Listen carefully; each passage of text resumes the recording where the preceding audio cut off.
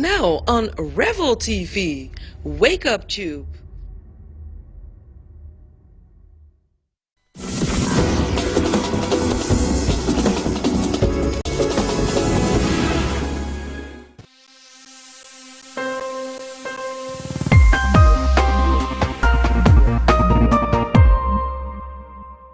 Oh, hi, babes. Fun fact, I'm white. I know. Congrats, Lacey, you've figured out your race. But this is actually pretty significant. For most of my life, I was blissfully unaware of the fact that I'm white. My race never affected me, a huge benefit I didn't even know that I had. Growing up, I knew racism is bad, but I didn't really understand what racism is. I thought racism was slurs, discrimination, hating someone based on their skin color. About 50 years ago, direct, in-your-face, this overt racism became illegal and less socially acceptable, which had two side effects on white America. First, it allowed us to believe that racism is over. Yeah, I'm okay, I love that guy. Secondly, it enabled white folks to frame the ongoing struggles of the black community as a character flaw. So after Ferguson, a family member said to me, "Look, Lacey, black people have a lot of problems because they have a bad culture, bad values. They're violent, they're lazy, broken families. Look at them out there rioting like animals. That's not racism, that's just the facts." Whoa there, tell me how you really feel. Now, people usually aren't so blunt about it, but if you look closely, you're gonna see these sentiments about black America echoed everywhere. So I taught school for 20 years. A lot of people of color who didn't want to work as hard, they wanted it given to them. They don't make a living for themselves. They just drop out of high school. I'm gonna have kids. I'm gonna get a welfare check. I'm gonna get my GED. I'll get my GED. I'm gonna go work at McDonald's. Young black men often reject education and gravitate towards the street culture, drugs, hustling, gangs. Nobody forces them to do that. Again, it is a personal decision. The message, to be black, is to be inferior. But that's not the facts, that's just racism. Racism isn't just burning crosses and white hoods. Racism is a seeping system of forces that effectively keep people of color in a permanent second-class status. It's the foundational fabric of our society, woven with values and attitudes, stereotypes, policies, economics, laws. Jim Crow was replaced with a host of shiny new laws that were just as racist, but looked better on the surface. This has made it harder than ever for white America to see the truth. The odds are ever in our favor, and they always have been. Let's take a stroll down memory lane. Stop 1. Wealth. Between 1934 and 1962, the government backed $120 billion of home loans. But they refused to give out home loans to black folks, or even if black folks lived nearby. This went on for decades. This practice, called redlining, essentially 1. Forced black Americans into poor urban centers, the beginnings of the ghetto. 2. Segregated America to this day. 3. Made it impossible to invest in the future of black neighborhoods. And 4. Made it impossible for black Americans to start inheriting property and wealth the same way that white Americans were. Stop 2. Education. Property taxes fund schools, which means that families that live in nice houses, maybe ones they got with the help of the government, get a better education. Better education means more opportunities, more resources, more connections, more jobs, more money, money, money. Stop 3. Jobs. The lack of educational opportunities meant that many black folks were relegated to low-wage manual labor. Today, when looking at the same exact resume, employers are 50% more likely to call back a resume labeled with a white-sounding name. Stop 4. Mass incarceration. Shortly after the civil rights movement, prisons became privatized for-profit businesses. Fill those cells, make those dollars, and they did. The prison population shot up from 200,000 to 2.4 million. More than any country in the world. And who filled those cells? People of color. More African American adults are under correctional control today than were enslaved in 1850, a decade before the Civil War began. Black men are now imprisoned at 6 times the rate of white men. So did black men just become 6 times more dangerous? Or of course not. What changed was the laws and sentencing. Sweeping laws were written that specifically targeted black communities. For instance, the sentence for possession of crack was 100 times harsher than the sentence for cocaine. Stop 5, racial profiling. It wasn't just harsher sentencing. Communities of color are also policed more harshly. One of the few memories I have of my dad as a kid is seeing him yelled at and questioned by police on the street. And when they didn't like the answers he was giving them to their questions, they proceeded to aggressively question me. and I was just 8 years old. Policies like show me your papers and stop and frisk target people of color under the law. Totally legal. So shocker, they're much more likely to get arrested for doing the same things that white people do, but twice as likely to get pulled over. Take the late Walter Scott, who was pulled over for having a broken taillight, only to be shot 5 times in the back by a cop. Stop 6, police brutality. Police brutality is front and center of the race conversation right now. Twice a week in the US, white officers kill black suspects, most of whom are unarmed. And the consequences are minimal, if any. Might even get paid a bunch of money for it. The police themselves admit to widespread usage of excessive force and racial bias. So what does America do? Oh, just give them military supplies, of course. Tanks, protective gear, firepower used in war, all the while wagging a finger at protesters that dare to be outraged by it. Sadly, this is all just the tip of the racism iceberg. We really need to ask ourselves, what's really causing the problems that we're observing in America? What advantages has white America been given, often without even realizing it? The first step in combating racism, and often the hardest step, is acknowledging it. Acknowledging that the system is unfair. Racism is a powerful institution built by 400 years of slavery, 100 years of outright discrimination, 50 plus more years of covert discrimination. A legacy that long in the making doesn't just disappear overnight. America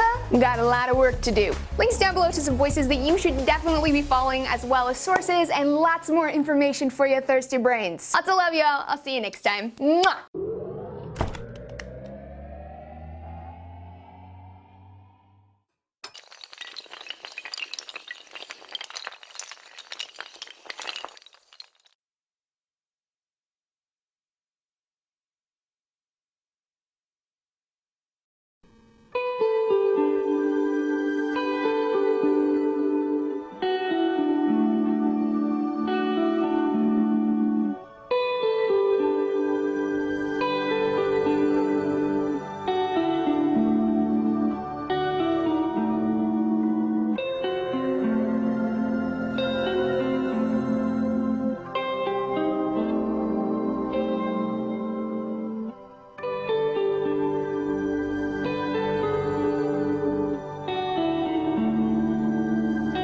What's the secret to this woman's transformation? Racism. The more you apply it, the uglier you become. This is the equivalent of the sugar in one regular can of pop. And this is a pop a day for a year. Over an average adult lifetime, that's 221,314 cubes of sugar. But you can help change that with a simple choice. Drink more water.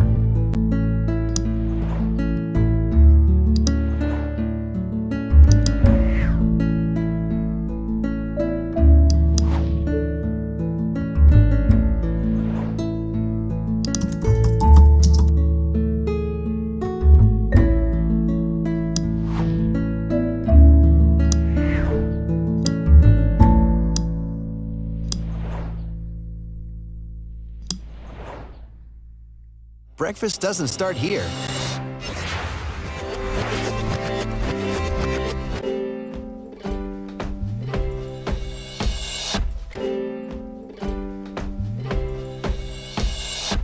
It all starts here. At Sparbo Egg Farms, where workers mercilessly burn off young chicks' beaks without painkillers and throw them into cages like objects. These young hens now get to live their entire lives trapped in a small cage, unable to even walk around or spread their wings. These living spaces are so tight that they often become mangled in the bars surrounding them. Dead hens are left to rot in a cage, without any care for the health and safety of the other hens, but luckily for them, they get to live long enough in their torturous environment to produce a fresh cracked egg in every Egg McMuffin.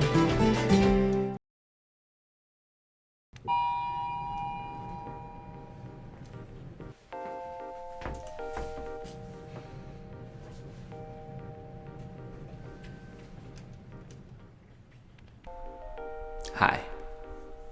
Every 45 seconds, a black man enters an elevator, and some stupid white bitch clutches her purse for her dear life. Now, you might not think we notice, but we do. And while you think you're protecting yourself, in actuality, you're provoking a savage attack. The small step to the side, your subtle death grip on your belongings. it makes me want to snatch that fucking purse out of your hands and beat your racist ass to the ground. However, I'm not gonna do that. But I'll tell you what I will do. Boom!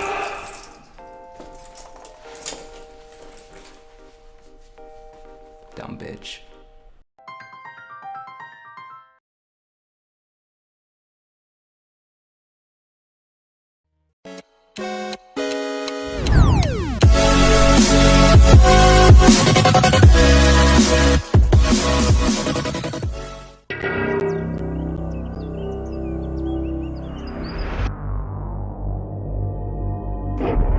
From UFOs to psychic powers and government conspiracies, history is riddled with unexplained events.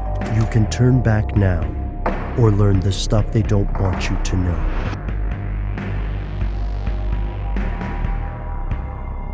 Here are the facts. According to the FBI, there were, on average, 96 cases of a white police officer killing a black person each year between 2006 and 2012. This doesn't present the entire picture, as it only comprises what the FBI considers justifiable homicide, cases involving an officer killing a felon. It also does not differentiate between all the circumstances of each shooting, and it relies on self-reported cases from police departments. Over the past several years, it seems the American media has reported more and more cases of unarmed people, particularly black males, being killed by the police. In many instances, these cases sparked intense unrest in the states and abroad. As protests, ongoing investigations, and accusations of cover-ups spread, various parties weighed in. Some argued that the media was exaggerating these reports or leaving out important evidence. On the other hand, activists stated that police departments, along with the government, actively, unlawfully, and continually target black men in America. So how many unarmed African-American males have U.S. police departments shot? Here's where it gets crazy. We don't know.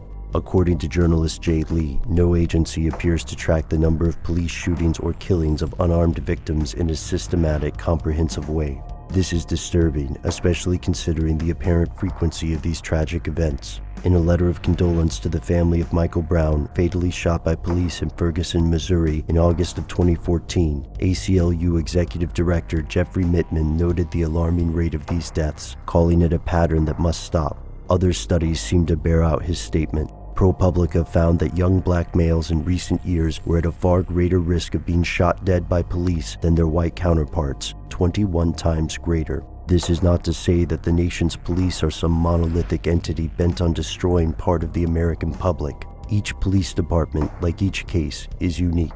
Unfortunately, many of the United States' 17,000 police departments file these reports inconsistently or not at all. The reports themselves can also be flawed. For some, this is just another bureaucratic problem, a mountain of paperwork and red tape that can often get pushed to the back burner in favor of fighting crime.